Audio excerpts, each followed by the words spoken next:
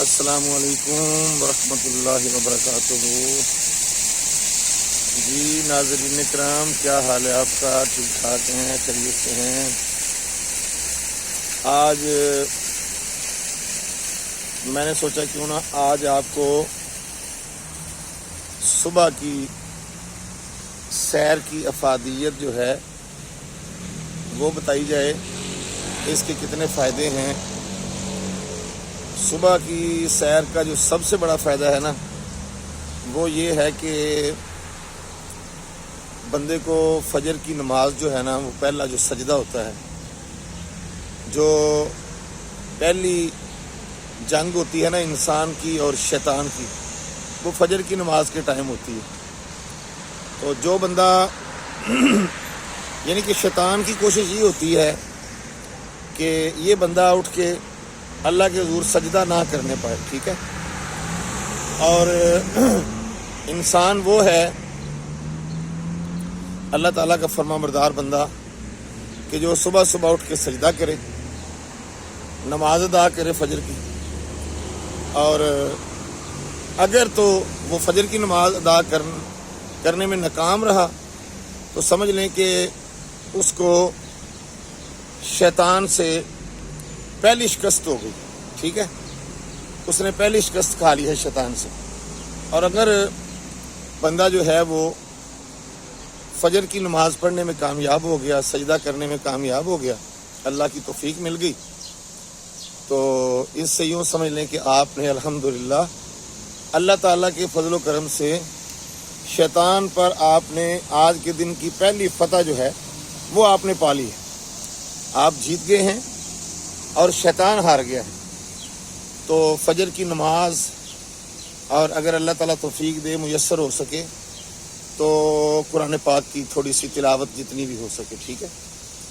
تو یہ بھی سیر کرنے کا، جو صبح کی سیر کرنے کا بندہ عادی ہوتا ہے نا، اس کو یہ دونوں چیزیں اللہ کے فضل سے نصیب ہو جاتی ہیں، کیونکہ وہ سیر کے لیے اٹھتا ہے تو پھر ساتھ ہی وہ اس کی کوشش ہوتی ہے کہ اب میں اٹھا ہوں تو پہلے نماز پڑھوں، سجدہ کروں، اور وضو پھر کرتا ہے صبح صبح اٹھ کے۔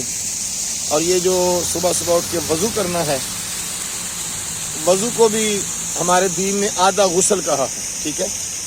تو وضو کی بڑی برکتیں ہوتی ہیں۔ جب آپ صبح اٹھ کے وضو کرتے ہیں تو آپ ناک میں پانی ڈالتے ہیں، آنکھوں میں پانی ڈالتے ہیں، چہرے پہ پانی ڈالتے ہیں، ہاتھ دھوتے ہیں، بازو دھوتے ہیں، پاؤں دھوتے ہیں، تو اس سے بھی آپ کو ایک تازگی نصیب ہوتی ہے صبح صبح اٹھتے ہی۔ پھر آپ سیر کے لیے نکلتے ہیں تو صبح کے ٹائم یہ جو درخت ہوتے ہیں، یہ جو آپ کو نظر آ رہے ہیں، دیکھ رہے ہیں نا کتنی پیاری ہریالی ہے، گرینری ہے۔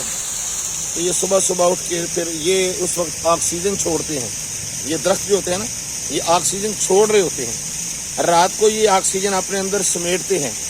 اس لیے سائنس بھی کہتی ہے اور ہمارے دین کا بھی حکم ہے کہ رات کو درخت کے نیچے نہ بیٹھیں۔ رات کو درخت کے نیچے نہ بیٹھنے کی جو وجہ ہے وہ یہی ہے کہ آپ جب درخت کے نیچے رات کو بیٹھیں گے تو وہ آکسیجن کھینچ رہا ہوگا، تو وہ اس میں آپ کے لیے نقصان دہ ہے، آپ کی صحت کے لیے، ٹھیک ہے۔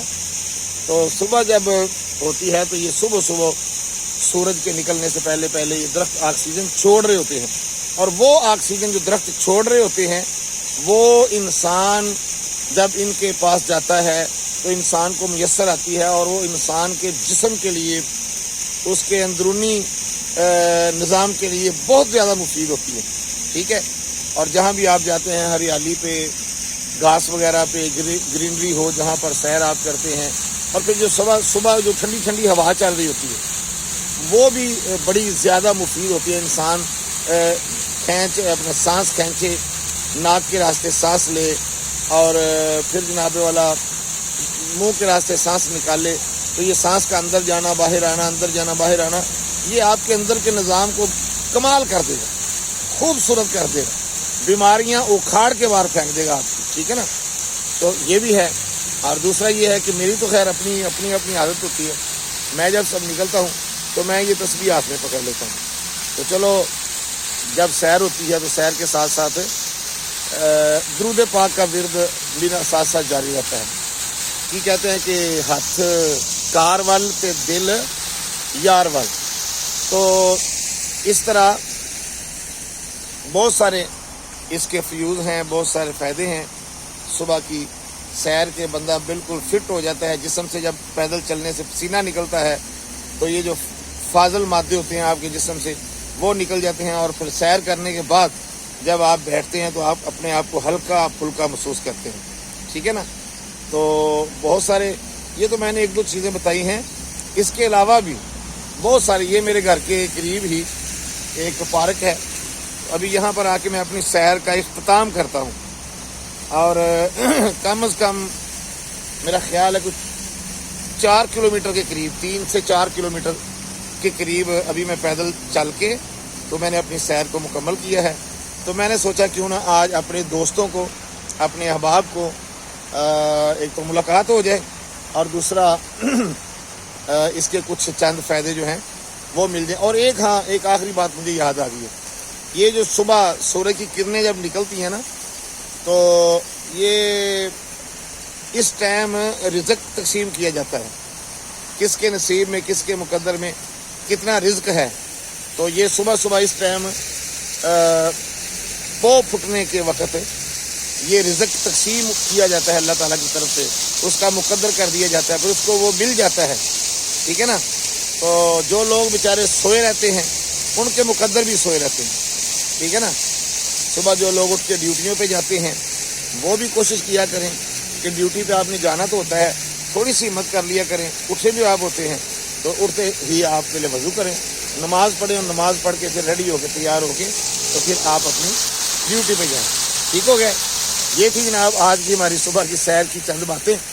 تو اللہ تبارک و تعالیٰ کی حضور دعا ہے اللہ پاک ہمیں آپ سب کو صحت مند رکھے، تندرست رکھے، لیکن اس کے لیے آپ نے بھی ضرور کچھ نہ کچھ کرنا ہے، کیونکہ پھر یہ ڈاکٹروں کے پاس آج جائیں نا تو ڈاکٹر ہر چیز کا علاج یہی تجویز کر رہے ہیں کہ بھائی سیر کریں، پیدل چلیں، لیکن جب ڈاکٹر ہمیں تجویز کرتے ہیں تو اس وقت ہم چلنے کے قابل ہی نہیں رہے ہوتے، ہم سے پیدل چلا ہی نہیں جاتا، ٹھیک ہے نا۔